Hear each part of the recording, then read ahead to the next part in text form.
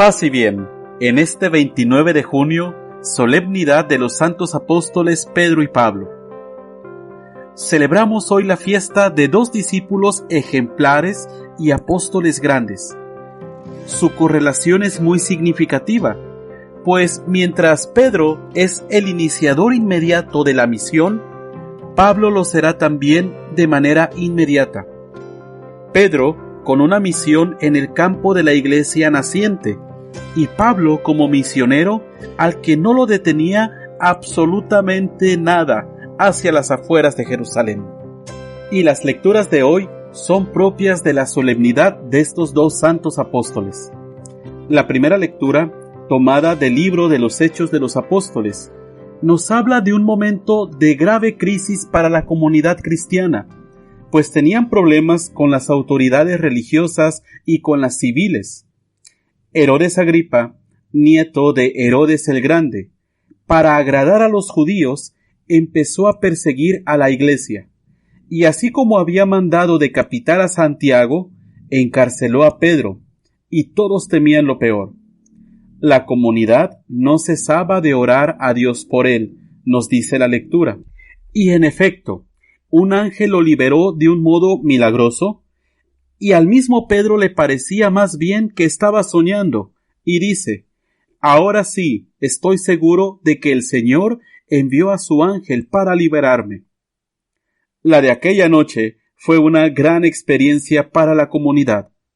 Lucas dice que era la semana de Pascua, y en cierto modo se repetía el acontecimiento del éxodo liberador del pueblo en Egipto y el de la resurrección de Jesús de entre los muertos. En esta ocasión era Pedro el liberado de la cárcel.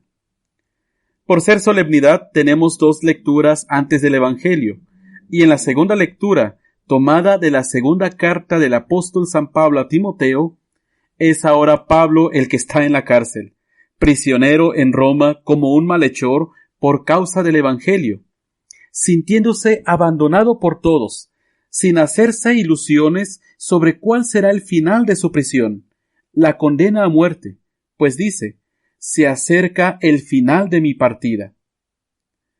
Pablo, que se entregó a Cristo a lo largo de sus trabajos apostólicos, está casi deseando unirse a Él con la ofrenda de su propia vida, imitando su sacrificio pascual. Mirando hacia atrás, puede sentirse satisfecho de la labor realizada, pues dice: he luchado bien el combate de la fe. Lo que no lo abandona es la confianza en Dios, pues dice: ahora solo espero la corona merecida, el Señor me seguirá librando de todos los peligros.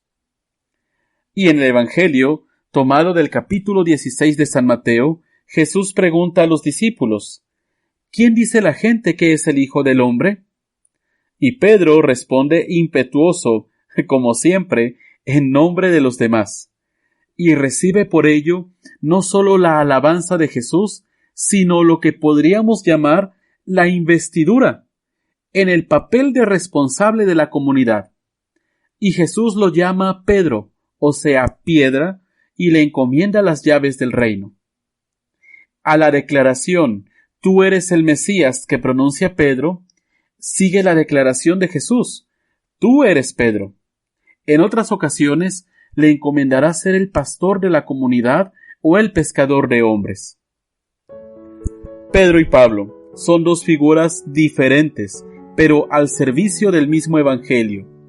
Dos apóstoles con carácter propio, con virtudes y defectos, con campos diferentes de actuación, pero ambos enamorados de Cristo y valientes testigos suyos.